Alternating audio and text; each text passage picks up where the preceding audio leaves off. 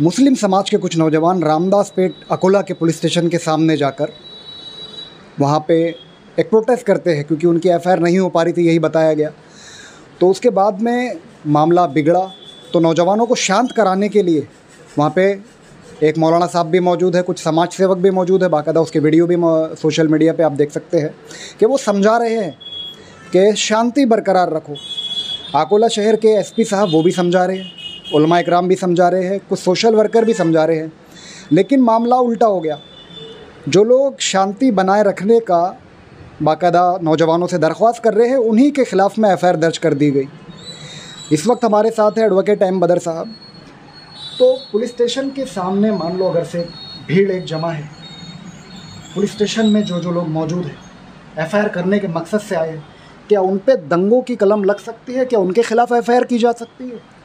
देखिए, मेरा ऐसा बोलना है कि अगर पुलिस स्टेशन में कुछ लोग मौजूद है जो पब्लिक को शांत कर रहे हैं और पुलिस को सहायता कर रहे हैं, तो कहीं ना कहीं पुलिस के द्वारा अगर उन पर गुने दाखिल होते हैं तो ये पुलिस के द्वारा अपना ही खुद का नुकसान किया जा रहा है। क्योंकि जो लोग कानून की सहायता करने के लिए वहाँ मौजूद है, लोगों को शांत कर रहे हैं, ऐसे लोगों को प्रोत्साहन मिलना चाहिए पुलिस की तरफ से, उनके साथ में अच्छा व्यवहार होना चाहिए, ताकि समाज के अंदर में कानून बनाए रखने के लिए लोग आगे आए। अकोला दंगल के अंदर में जिस तरह से जो लोग मौलवी लोग, आलिम लोग जो वहाँ मौजूद थे, जो लोगों को शांत कर रहे थे, वो शांत करने के सारे मामले रिकॉर्ड हुए हैं। उसके बावजूद भी उन लोगों के ख़िलाफ़ में पुलिस के द्वारा जो एक्शन ली गई है, इसके वजह से आने वाले समय में पुलिस को सहकार्य करने के लिए कोई सामने नहीं आएगा। मुझे ऐसा लगता है कि पुलिस के माध्यम से ये चूक हुई है, या जानबूझ की हुई है या गैर इरादतन हुई है, ये एक विषय अलग है। लेकिन आगे से पुलिस को इस तरह का अगर कार्रवाई होती है तो कोई भी समाज हित वाला, सोशल सोचने वाला कोई व्यक्ति सामने नहीं आएगा, कोई अमन पसंद इंसान सामने नहीं आएगा और कोई पुलिस को मदद नहीं करेगा। तो पुलिस ने इसको तफरीका करना चाहिए कि भाई कौन लोग थे जो भड़काऊ भाषण दे रहे थे, कौन लोग थे जो मामला बिगाड़ रहे थे, और ऐसे कौन लोग थे जो इसको शांत करने में मदद कर रहे थे। तो ये दोनों कैटेगरी के लोगों को अलग करके जो उकसा रहे हैं, जो मतलब लोगों को ये प्रोत्साहित कर रहे हैं, ये लोगों पर ही कार्रवाई होना चाहिए, ना कि उन लोगों पर जो आम पब्लिक को, जो वहाँ मौजूद लोगों को शांत कर रहे हैं। तो पुलिस के द्वारा इस तरह की बिगर छानबीन किए इस तरह की कार्रवाई करने की वजह से मुझे नहीं लगता आगे कोई भी अमन पसंद इंसान पुलिस को मदद करने के लिए आगे आएगा। कहीं ना कहीं ये पुलिस की मशीनरी का फेलुअर है, कहीं ना कहीं ये पुलिस का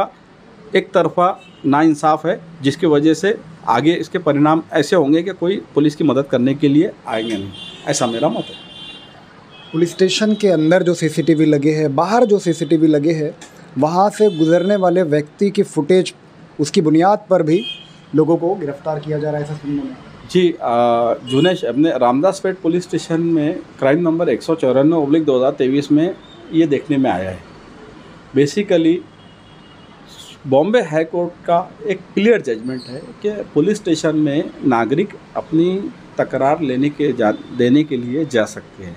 महज अगर कोई व्यक्ति पुलिस स्टेशन में अपनी तकरार देने के लिए जा रहा है या किसी के साथ जा रहा है, तो उसको सिर्फ पुलिस स्टेशन में उस जगह मौजूद होने के आधार पर आरोपी बनाना, मुझे लगता है कहीं ना कहीं ये इंसाफ का कत्ल है, और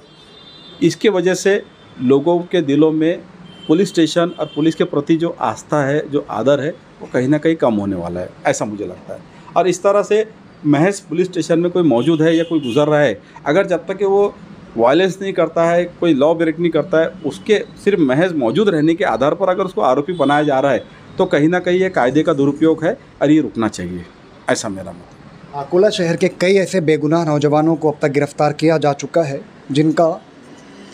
दंगों से कोई ताल्लुक ही नहीं है, ना ही वो किसी सीसीटीवी फुटेज में नज़र आ रहे, उसके शक की बुनियाद पे उन्हें गिरफ्तार किया गया। तो सर एक बात बताइए, अगर से किसी के बेटे को कोई पुलिस वाला शक की बुनियाद पे गिरफ्तार कर ले, तो क्या उसके माँ बाप का, उसके रिलेटिव का काम नहीं बनता है कि वो इस नाइंसाफ़ी के खिलाफ आवाज़ उठाए? बिल्कुल। डर खौफ किस बात का? देखिए, क्या है, कायदे की जानकारी ना होना ये सबसे बड़ा मसला है। देखिए, अगर किसी को शक के बिना पर पुलिस गिरफ्तार करती है तो उसके संदर्भ में एक कानून है, कानूनी प्रक्रिया है सीआरपीसी में, क्या उसके नज़दीकी रिश्तेदारों को इन्फॉर्म करना पड़ना पड़ता है कि भाई आपके ये जो रिश्तेदार है इसको हम ये एक कलम के अंतर्गत ये एक केस में अटक कर रही है। सबसे दूसरी बात, जो बंदा अटक कर रहा है उसका नाम क्या है, उसका बाकायदा उसकी आइडेंटिटी इस्टेब्लिश होना चाहिए और एक अटक पंचनामा बनाया जाता है जिसकी कॉपी उसके रिश्तेदार को देना चाहिए।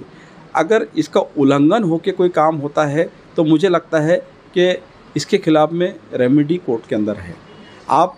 अब रही बात जो रिश्तेदार है कि जिनके बच्चों को शक के बिना पे उठाया गया है और वो डर के मारे उनको ये लगता है कि भाई हम क्या करना, या इल्म ना होने के कारण, तो ऐसे लोगों ने इस विषय को लेकर गंभीरता से कि कानूनी सलाह लेते हुए, ये अगर कोई इलीगल अरेस्ट हो रहा है या कायदे का उल्लंघन करके अरेस्ट हो रहा है तो इसके अगेंस्ट में वो संबंधित पुलिस कर्मचारी अधिकारी के खिलाफ कानूनी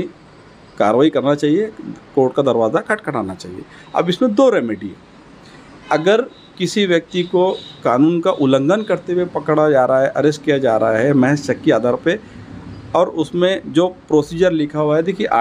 सेक्शन 41 से लेके सेक्शन 60 सीआरपीसी, इसमें सब लॉ क्लियर है कि किस तरह से अरेस्ट किया जाएगा, क्या क्या मामला रहेंगे और उसमें क्या क्या चीज़ें हो पाएंगी। अब अगर इसका उल्लंघन हो रहा है तो सबसे पहली रेमेडी है कि जब कोर्ट के सामने उस आरोपी को पेश किया जाता है तो ऐसी सूरत में आप जो रिलेटिव हो, आप किसी वकील से कंसल्ट करो कि भाई इसमें इस तरह का मामला हुआ है। वकील को बोला जाए कि भाई इसके खिलाफ में आप कंप्लेंट दर्ज कराएं,